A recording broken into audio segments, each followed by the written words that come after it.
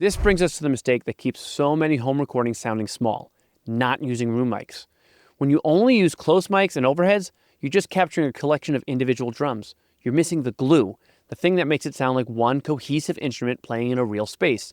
Your drums will sound dry, two-dimensional, and disconnected, completely lacking the depth and vibe of a pro metal mix. The solution is your new secret weapon: room mics. These are what give you that natural size and power. But the key is placement. You want them far enough from the kit to get a balanced picture of everything, but not so far it turns into a distant, washy mess. A great place to start is with a stereo pair about 7 to 10 feet in front of the kit.